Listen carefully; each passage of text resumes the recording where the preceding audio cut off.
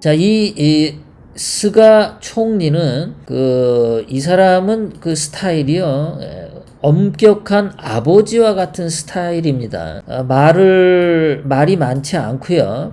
아무 말이나 뱉지 않고 한마디를 할 때는 굉장히 무거운 그런 이야기를 한대요. 자, 이 사람이 일환대 아베 총리와 있었을 때 2012년에 그때 자민당 총재 선거에 아베가 출마를 해서 성공을 했는데, 그때 2012년에 아베 총리가 당선되기 전에 아베 총리가 선거에 나가지 않으려고 했답니다.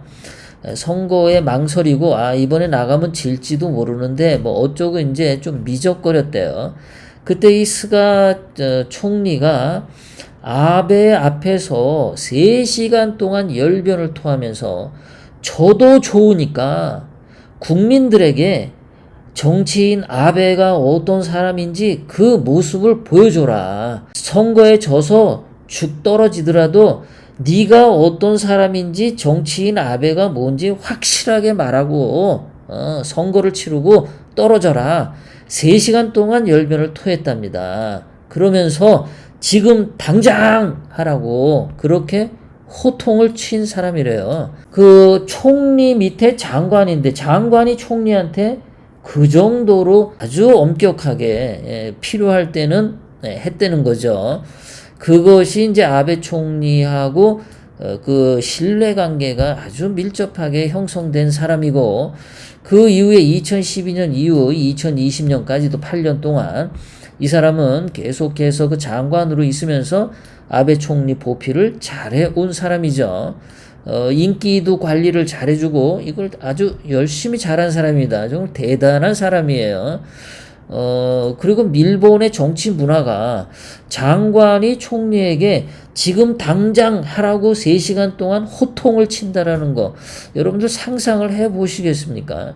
만약에 문재인에게 민주당 애가 누가 3시간씩 호통을 칠 수 있는 인간이 있겠어요? 전부 눈치나 보고 문재인 똥이나 받아 먹으려고 그냥 허리 90도로 굽실굽실 하는 놈밖에 없잖아요. 문재인이 좋아하는 말만 던져가지고 장관 자리 꿰차기만 하면 되잖아요.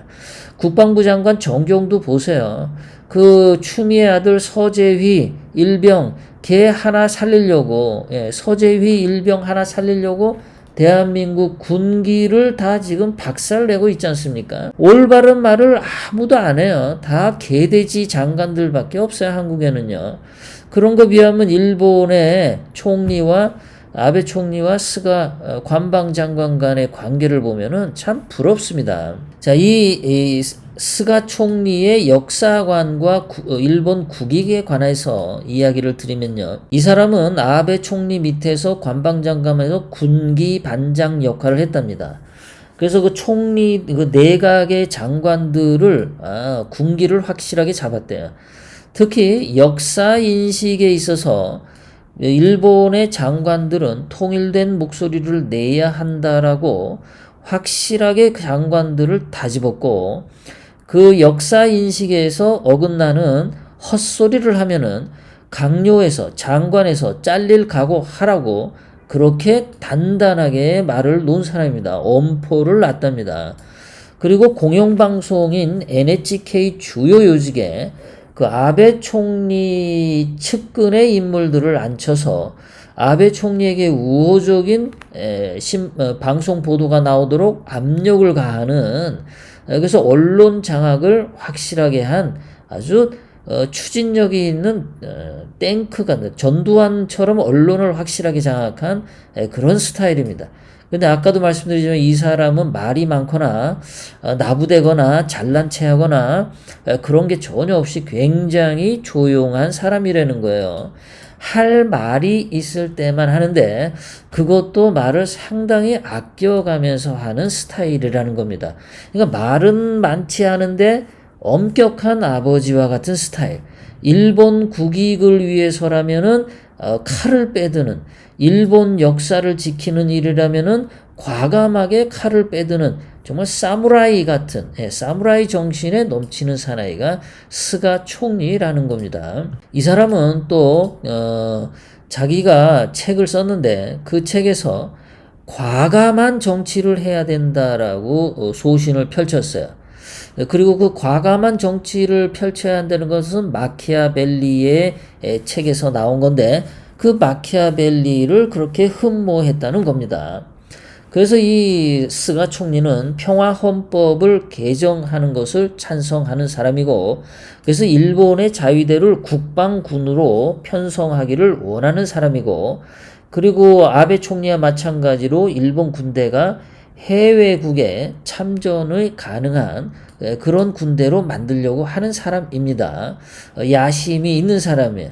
거기다가 이 사람은 한국이 자꾸 일본에 대해서 위안부하고 강제징용 가지고 문제 제기를 하는 것에 대해서 일본 위안부에 대해서 이 사람은 그 전에 일본 위안부에 대해서 사과를 하고 그 일본이 강제 연행했다라고 인정한 고노 총리의 담화가 있는데 그거를 이 사람은 인정하지 않아요.